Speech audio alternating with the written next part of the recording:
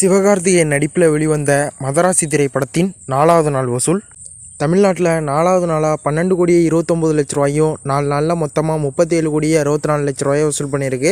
கேரளாவில் 4வது நாளாக 45 லட்ச ரூபாயும் 4 நாளில் மொத்தமாக 1,72,00,000 ரூபாயை வசூல் பண்ணியிருக்கு.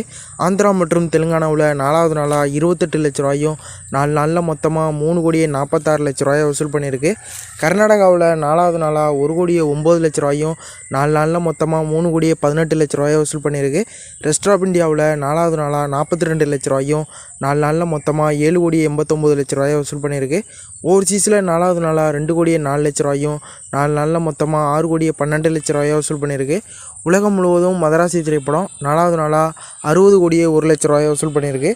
நடிகை கல்யாணி பிரியதர்சன் நடிப்பில் வெளிவந்த லோகா சாப்டர் 1 திரைப்படத்தின் 12வது நாள் வசூல் தமிழ்நாட்டில் 12வது நாளாக 1,04,00,000 ரூபாயும் 12 நாளில் மொத்தமாக 10,07,00,000 ரூபாயை வசூல் பண்ணியிருக்கு.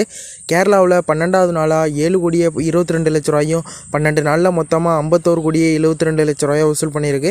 ஆந்திரா மற்றும் தெலுங்கானாவில் 12வது நாளாக 1,32,00,000 ரூபாயும் 12 நாளில் மொத்தமாக 10,02,00,000 ரூபாயை வசூல் பண்ணியிருக்கு. கர்நாடகாவில் 12வது நாளாக 10 லட்ச ரூபாயும் 12 நாளில் மொத்தமாக 7,08,00,000 ரூபாயை வசூல் பண்ணியிருக்கு. ரெஸ்ட் ஆஃப் இந்தியாவில் 12வது நாளாக 90 லட்ச ரூபாயும் 12 நாளில் மொத்தமாக 4,02,00,000 ரூபாயை வசூல் பண்ணியிருக்கு. ஓவர்சீஸில் 12வது நாளாக 1,12,00,000 ரூபாயும் 12 நாளில் மொத்தமாக 70,06,00,000 ரூபாயை வசூல் பண்ணியிருக்கு. உலகம் முழுவதும் 12வது நாளாக 152,97,00,000 ரூபாயை வசூல் பண்ணியிருக்கு. ஓகே, இந்த இன்ஃபர்மேஷன் உங்களுக்கு பிடிச்சிருந்தா லைக் பண்ணுங்கள், ஷேர் பண்ணுங்கள், கமெண்ட் பண்ணுங்கள். இது மாதிரி மேலும் வீடியோஸுக்கு நம்ம சேனலையும் சப்ஸ்கிரைப் பண்ணிடுங்க.